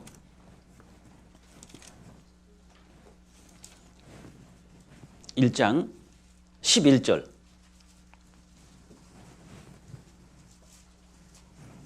1장 11절 제가 읽겠습니다. 서원하여 가로되 만군의 여호와여 만일 주의 여종의 고통을 돌아보시고 나를 생각하시고 주의 여종을 잊지 아니하사 아들을 주시면 내가 그의 평생에 그를 여호와께 드리고 삭도를 그 머리에 대지 아니하겠나이다. 서원하여 가로되죠. 서원했잖아요. 그러니까 어떻습니까?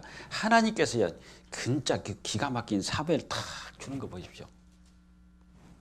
마찬가지로 우리도 서운하지 않고 그냥 막 밋밋하게 사는 게 아니라 뭔가 올 한 해를 좀 비전을 가지고 서운하고 사셔야 됩니다. 바울 사도도 나의 달려갈 길과 주 예수께 받은 사명 곧 하나님의 은혜의 복음을 증거하는 일을 마치려 하면은 나의 생명을 조금도 귀한 것으로 여기지 아니하노라. 이게 바울 사도의 서원입니다. 그리고 어떻게 삽니까? 목 잘려 죽을 때까지 틀은 없이 살잖아요. 꿈꾸는 요셉이 그래서 우리에게 중요한 거예요.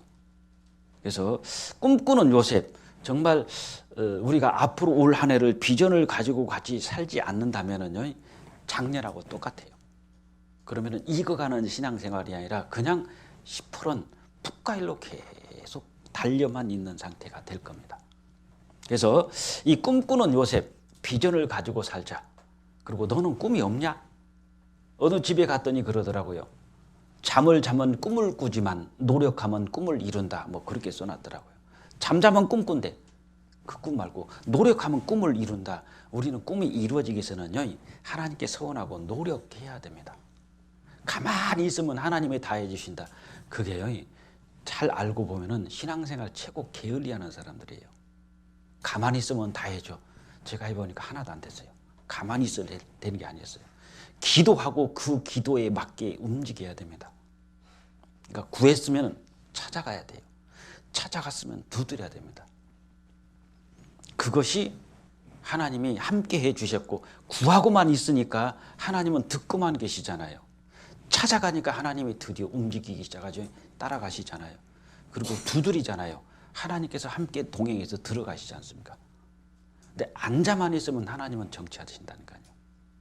언제든지 하나님은 우리를 따라다니시니까 찾아가고 두드리는 거 필요해요. 제가 참 듣기 싫은 말이 뭐냐면, 왜 자매가 하려고 그래? 내비도 가만히 있어. 그러면 다 하나님이 해주셔. 그럼 해보세요. 아무것도 안 하고 소파에 앉아 있어 봐요. 하나님 청소해 주세요. 제가 어떤 구역 모임 갔는데 어떤 형제가요, 정말 오늘 하나님이 내 기도를 들어주시는데 탐복을 했대요. 그게 뭐냐? 기도가 코를 팽 풀어가지고 주님 탁 던지면 쓰레기통에 탁 들어가게 해주십시오. 코를 풀어서 탁 기도를 하고 딱 던지는데 쓰레기통에 저기서 쏙 들어가더래. 하나님이 이렇게 기도를 응답해 주셨다고 그랬더니, 하나님이 형제님 코 푸른 거 갖다 쓰레기통에 집어넣는 종이냐고. 지금 그 형제님 실족됐어요. 그게 기도입니까? 하나님이 내 코 푸른 거 팡! 하나님 저 쓰레기통 갖다 넣으세요. 이게 하나님이 내 종이냐고요. 하나님은 왕입니다. 임금이시요. 종이 나죠. 그게 기도냐고. 어떻게 보면 맨날 하나님이 우리 빚쟁이가 아니라니까 해 주시고 맨날 달라고 말하잖아요. 그럼 바꿔놔봐요. 내가 네 빚쟁이냐? 난 맨날 빚만 주고 살아야 되냐? 맨날 해달라고 말하지 우리가 한 것이 없잖아요. 몸으로 한다니까요. 신앙생활이죠. 예배는 마음으로 드리는 게 아니라 몸으로 드리는 게, 너희 몸을 하나님이 기뻐하시고 거룩한 산 제사로 드리라. 몸으로 드리는 거예요. 근데 우리 몸이 움직이지 않고 어떻게 역사가 일어나냐고. 살아 움직이는 겁니다. 역사는. 법궤를 맸으면 요단강으로 들어가야지 열어지지, 서서 머뭇거리면은 그냥 우리는 그대로 철철 넘겨요. 절대로 움직이지 않습니다. 들어가니까 그냥 쫙 말라버리죠. 그래서 꿈꾸는 요셉처럼 우리도 미래의 비전을 가지고 서운하고 사는 삶이 아주 중요합니다. 늦지 않았어요. 오늘 저녁 집에 가셔가지고 노트 하나 사요. 노트 딱 사가지고 올 한 해 전도 집회 쫙 보고, 구역 집회 보고, 그때마다 전도할 사람, 그리고 학예수양 때 누구를 데리고 갈 것이다. 이게 내 말하자면 비전입니다. 그러면 아버지 어머니 한 달에 2-3번은 찾아가야 돼요. 찾아가서 처음부터 막 학예수양 했는데, 그러니까 맨날 불발로 끝나지 않습니까? 요한복음 4장에 예수님께서 그 사마리아 여인을 전도할 때 만나자마자 내가 하늘에서 내려온 산떡이다 그러면은 식인종인가? 그렇게 생각했겠죠. 가서 물 좀 달라고 그랬어요. 아주 일상적인 대화입니다. 쭉 가서 얘기하다가 결국은 안 되니까 가서 남편을 데려오라. 저 남편 없어요. 우리 같으면 어떻게, 1번 김씨, 2번 박씨, 너 지금 6번째 살고 있지, 셋째하고 살잖아. 그럼 그 여자는 어떻게 됩니까? 그건 맞아요. 예수님께서 그 여자와 변론을 했으면 그 여자예요. 깨갱합니다. 변론하면 예수님이 이기죠. 왜? 6번째 사는 거 알고 있잖아요. 근데 예수님께서 네 말이 옳도다. 변론에서 이기면은 전도에서 져요. 변론에서 져야지 전도에서 승리합니다. 우리 안 믿는 사람하고요, 진화론 가지고 따지면 100% 우리가 이겨요. 내가 이겼다. 그 사람이 졌죠? 안 와요. 그 사람한테 우리가 변론에서 이기려고 생각하면 그 사람은 무너진다니까요. 예를 들어서 저 사람을 전도하고 싶어. 근데 탁구를 좀 해. 나는 더 잘해. 이겨줘야 돼요? 져줘야 돼요? 이겨보세요. 자존심 상해서 안 온다니까. 내가 실력이 없어서 지는 게 아니라 져주는 거예요. 그러면은 자꾸 이 사람은 나하고 하려고 그럽니다. 계속 내가 져주는 거예요. 탁 비유 맞춰주고. 그럼 그 사람은 따라와요. 변론이 뭐냐? 내가 어떻게든 너를 이기려고 그러니까 싸움이 벌어지잖아요. 변론이 끝나면은 서로 마음만 상합니다. 싸워보세요. 서로 마음만 상해요. 그냥 져주는 게 이기는 거예요. 그래서 변론에 승리하면은 전도에서 실패한다. 그러니까 변론은 져주는 게 맞아요. 그리고 이제 꿈꾸는 요셉, 그 다음에 고난받는 요셉이잖아요. 이제 그 꿈이 이루어지기 위해서 17살짜리가 형님들한테 인신매매 당해가지고 애국으로 팔려가는 거 보세요. 그 당시 한번 생각해 보세요. 외국으로 가잖아요. 6개월 동안 향수병 때문에 죽는답니다. 근데 애굽에 갔을 때 이 요셉이 형이 있어요, 가족이 있어요, 말이 통해요, 아는 사람이 있습니까? 그렇다고 뭐 어디 좀 좋은 집에 갔어요. 종으로 팔려갔잖아요. 17살짜리가. 성경은 안 나오지만 아마 한 6개월 이상 저녁에 눈물로 잠을 잤을지도 몰라요. 얼마나 가족 생각이, 부모님이, 아버지가 그립고 동생이 그립고 얼마나 생각이 났었겠습니까? 외국 땅에서. 제가 외국으로 가는 어떤 형제를 갔는데 가니까 막 울어요. 외국으로 갔는데 막 울어. 그때는 그 교회, 그거가 교회는 없었고 전도인은 없었고 하나의 모임이 있었는데 펑펑 울더라니까요. 왜 그러냐니까 너무 힘들어요. 6개월 동안 죽는 줄 알았대요. 저녁마다 울면서 살았대요. 종으로 팔려간 게 아니라 유학 갔다니까요. 학생으로 그 대학을, 그 나라의 대학으로 간 거예요. 근데 신앙생활 하다 보니까 너무 다 외로워. 혼자. 형제 자매들도 있긴 있어요. 한국 사람이. 자주 만나는 것도 아니야. 바쁘니까. 주일날 한 번 만나. 술날 한 번 만나. 그게 전부예요. 그 다음에는 항상 눈물만 흘렸대. 그럼 요셉은 아는 사람이 누가 있을까요? 13년 동안 종살이, 감옥살이 다 했잖아요. 그러니까 영광을 얻기 위해서, 꿈이 이루어지기 위해서요, 처음부터 꿈을 딱 세우니까 그래 됐다 하고 그 다음날 주는 게 아니라 꿈을 세우면은 어떤 비전을 가지고 살잖아요. 그럼 그 비전이, 꿈이 실현되기 위해서는 반드시 고난이 와요. 고난을 포기하면 안 됩니다. 우리가 그러지 않습니까? 영광이라는 것은 고난의 가시보자기 속에 들어있는 보석과 같아서 그 가시보자기를 끌리려니까 가시가 찔리고 분명히 손에 상처가 나고 피가 터져요.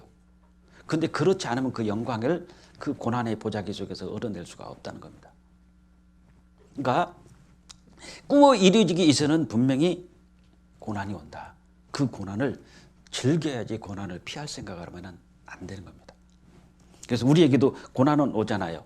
그래서 그 고난이 끝이 언젠가는 있습니다. 그러니까 비전을 가지고 꿈을 가지고 산다는 것은 그걸 이루기 위해서 많은 어려움과 고난이, 장애물이 나타납니다.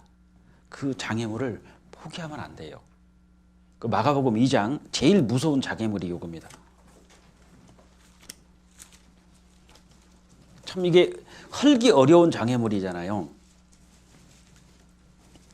마가복음 2장 1절 2절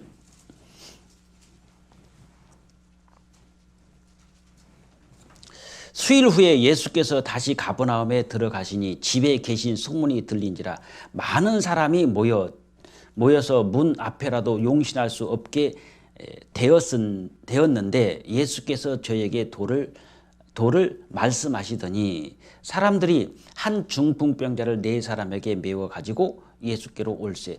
가는데 저 앞에 예수님이 계시는데 4사람이 한 사람을 중풍병자를 메고 왔어요. 사람들이 모여가지고 용신할 수 없어 들어갈 수가 없죠. 이게 인간 장벽, 장애물이 제일 힘들어요. 이게 뚫기가. 그러니까 전도하는데 주님을 만나기 이 사람을 데리고 가야 되는데 꼭 바리케이트가 누구냐? 그 장애물이 사람입니다. 그 사람이 막으면은 어떻게, 에이, 다음에 하지 뭐, 다음 기회로. 그게 아니라 사람이 막으면 지붕을 뚫어서라도 장애물을 극복해야 되는데 우리는 장애물이 나타나면 일단 포기를 먼저 하잖아요. 그래요? 그럼 다음에 들으세요.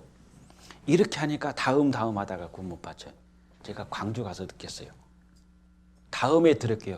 이번이 마지막이요. 당신한테는. 하루 듣고 안 나오잖아요. 딱 전하면은요, 저 내일부터는 못 들어요. 그러면은 광주는 웬만하면 포기 안 합니다. 오늘까지 됐어요. 다음에 들을게요. 그러면은 집 앞에 가서 기다립니다. 전화해요. 안 받아요. 말씀 듣는 사람이. 그럼 다른 사람 핸드폰, 자매님 핸드폰 줘봐요. 딱 하면은 여보세요. 그럼 딱 받아요. 집 앞에 왔어요. 빨리 나오세요. 그러면 투덜투덜 대고 나온대요. 그리고 그 사람이 구원받아요. 그럼 그 사람 투덜대는 그 사람이 투덜이를 하나님이 보고 그 사람 구원해 준가요?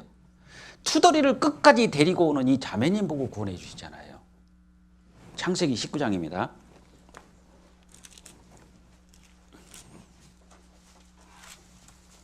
(19장) 29절.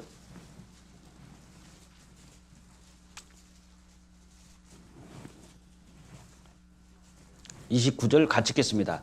하나님이 들의 성들을 멸하실 때 곧 롯에 거하는 성을 엎으실 때 아브라함을 생각하사 롯을 그 엎으시는 중에서 내어 보내셨더라. 누구 생각해서 롯을 내보내셨다고요? 아브라함 대보셨어요? 정말 우리 가족을 위해서 내가 전도하는 사람에서 아브라함 같이 해보셨냐고요? 아브라함 같이. 아브라함을 생각하사 롯을 엎으시는 중에 건져냈잖아요. 광주 가니까 이렇게 전도를 하는 겁니다. 안 듣는다, 다음에 듣겠다, 그것이 용납이 안 돼요. 다음은 없어. 이번이 당신에게는 마지막이야. 그리고 집 앞에서 기다리면서 빨리 나와요. 집 앞에 와 있어요. 그러면 또 그냥 투덜대면서 나와. 근데 그분이 구원받고 간증하는 거예요. 그때 저분이 나 전도 안 했으면 나는 그때 끝나려고 그랬다는 겁니다. 근데 그게 진짜 맞잖아요.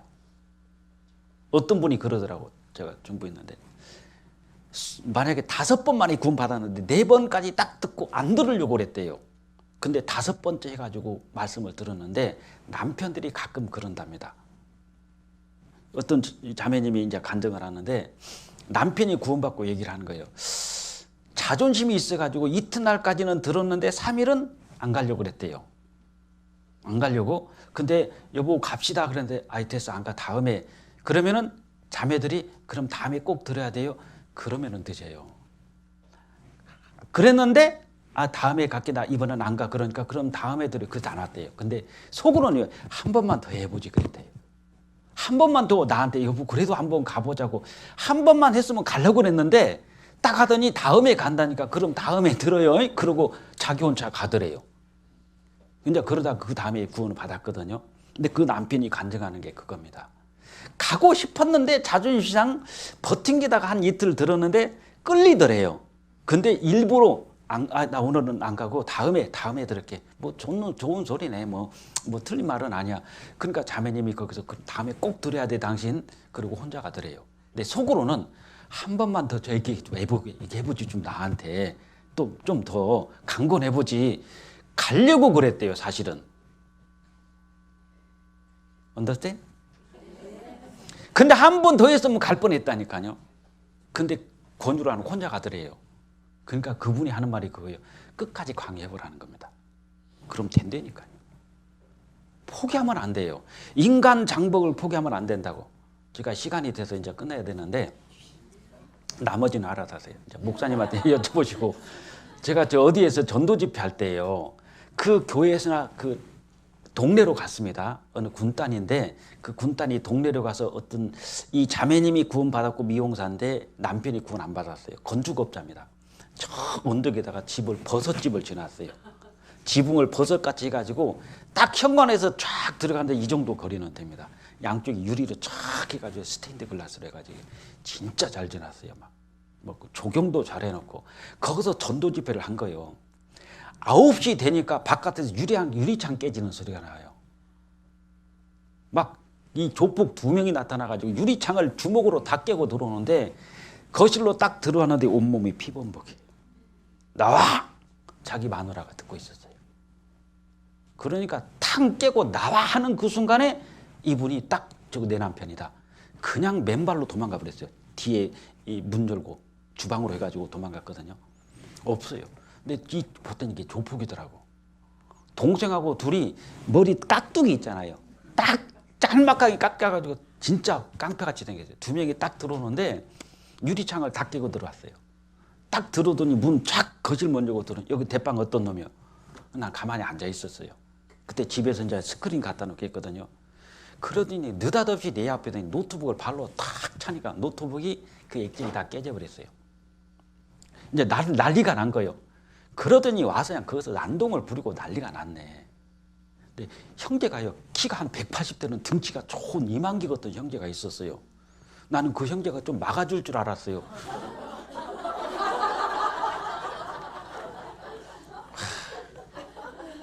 형제 필요 없어요, 진짜 솔직히. 딱 닥치니까 마누라밖에 없더라니까요. 딱 와서 왜 이러세요? 그러니까 비켜. 그러니까 저쪽 벽에 가서 딱 서서 가만히 서 있는 거예요. 근데 우리 자매가 벼락같이 달라오더니 딱 앞에 서더라고. 왜 이러시냐고. 제발 좀 이러지 말라고. 막 아니 죽을 때 되니까 마누라밖에 안 오더라니까요. 막 우리 자매가 앞에서 싹싹 비는 거예요. 이 2사람한테. 나는 뒤에서 뻘쭘히 서 있고. 그러니 저를 한 방 때리더라고요. 그래서 여기 가만히 막고 있으면 큰일 나겠더라고요. 막 거기서 막 난장판이 됐거든요. 유리창 깨져가지고 방바닥에 막 피가 막 흥건했어요. 하여튼. 그래서 어떤 자매가 발에 유리가 박혀가지고 수술해서 빼냈거든요. 그러니까 그냥 우리 자매가 나를 데리고 안방으로 들어가서 문을 잠가버린 거예요. 못 들어오게. 그랬더니 재봉틀 있죠. 손재봉틀. 요걸 들어가지고 안방에 문을 다 깨는 거예요. 바깥에서. 우리 자매가 탁 기대고 섰더니 쾅 때리니까 그냥 머리 깨질 줄 알았어요. 툭 튕겨났어. 이걸 계속 때려가지고 그 문짝을 다 깨는 겁니다. 그래서 유리창을 돌고 밖으로 도망갔죠. 우리 자매하고 둘이 처음으로 도망가 봤어요. 둘이. 저 뒤에 산으로 도망갔다니까요. 누가 신고를 해가지고 그중 한 자매가 있는 것 같아요. 경찰에 와서 연행해서 간 겁니다. 1시간 동안 산에서 떨고 있었어요. 맨발로 도망갔거든요. 근데 여기서 가만히 있으면 저 그때 죽었는지 모릅니다. 이 사람들이 막 감정이 이렇게 올라가지고 배는 게 없어요. 막 다 때려 부셨거든요. 그러니까 저도 그거 제병도로 때리면은요 즉사입니다. 현장에서. 근데 산에 가서 1시간을 떨고 있었어요. 1시간 정도 되니까 목사님 내려오세요.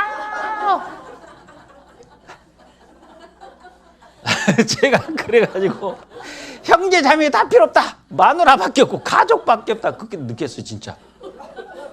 어려움 생기니까요. 가족밖에 없어요. 가족의 소중함 알아야 돼요. 아무리 남편이 술 먹고 주정 부려도 그래도 남편 살아있는 게 나아요. 전도할 생각 하셔야 돼요. 그래서 이제 그 경찰서 가서 조서를 다 꾸미고 끝났어요. 그러니까 이제 이 파괴된 것이 한 1,500만 원 정도 물건이 다 찢어지고 깨지고 난리가 난 거예요. 그러니까 경찰에서 그러더라고. 2사람 앉혀놓고 이 사람들은 자기들이 왜 그런지 모르겠다는 거예요. 거기서 이제 잘못을 뉘우치더라고. 그래서 한 1,500만 원 정도 깨졌는데 이 경찰이 그 2사람은 당신 가택 9시 이후에 들어간 거 가택 침입죄, 기물 파괴죄, 집회 방해죄, 폭행죄, 그다음에 그 살인 그 미수죄까지 다 들어가요. 5가지가 제가 들어가기 때문에 이 목사님이 합의 안 합니다. 그럼 바로 당신들은 구속입니다. 굉장히 가중처벌이 돼요.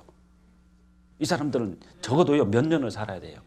뭐 살인 미수에다가 폭행에다가 거기다가 뭐 그냥 기물 파괴에다가 집회 방해에다가 가택 침입에다가요 죄목이 엄청 많은 거예요.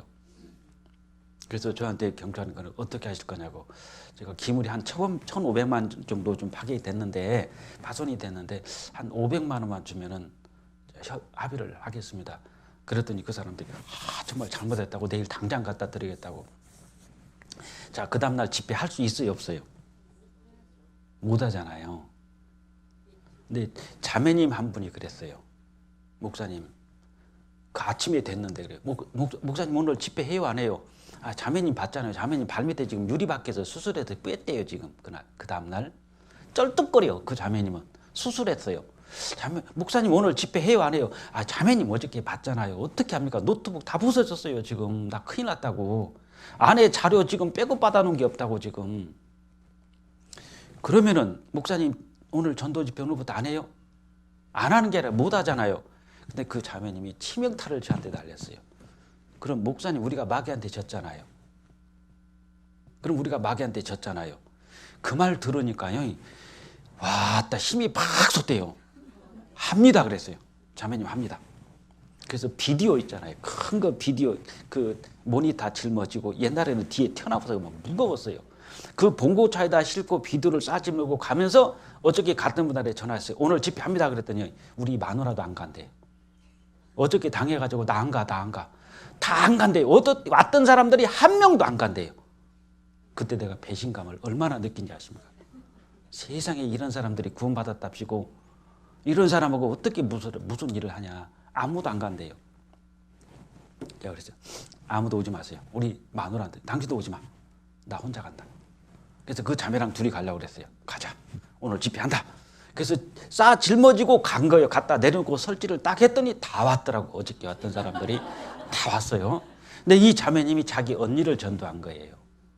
자기 언니를 전도했는데 여기서나 비디오 좀 노트북 좀 깨지고 뭐 스크린 좀 찢어놓고 방송 장비 깨뜨렸다고 유리창 깨졌다고 여기서 포기할 거냐 이거 목사님. 그러면은 목사님이 마귀한테 진 거 아니냐 우리가 마귀한테.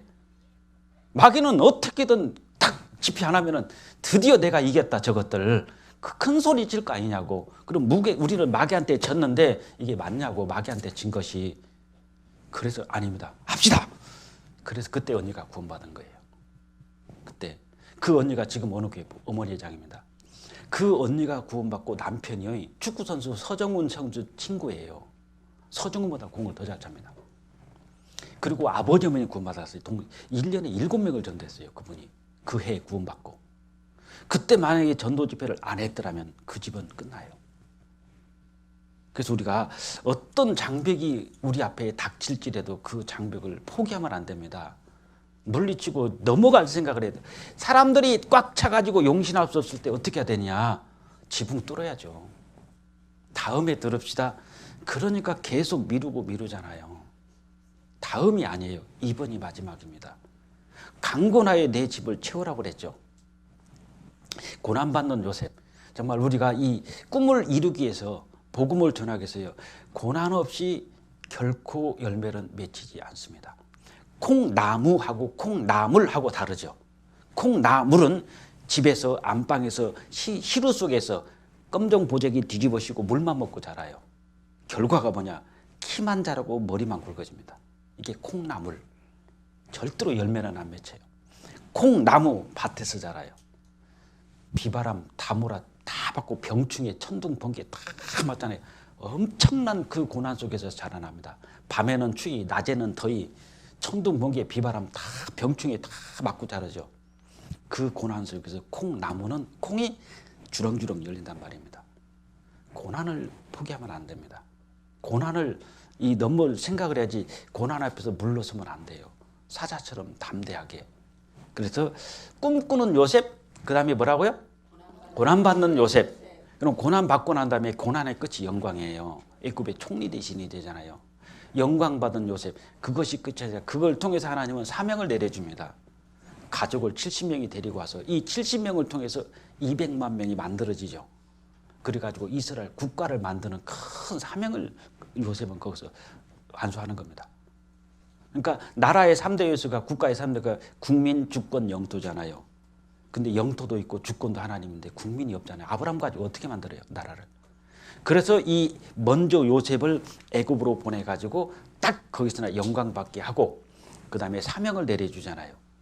가족들 70명을 내려가서 거기서 430년 동안 있는 동안은 약 200만 명이 만들어져서 드디어 국가라는 이스라엘이誕생하잖아요. 사명받은 요셉입니다.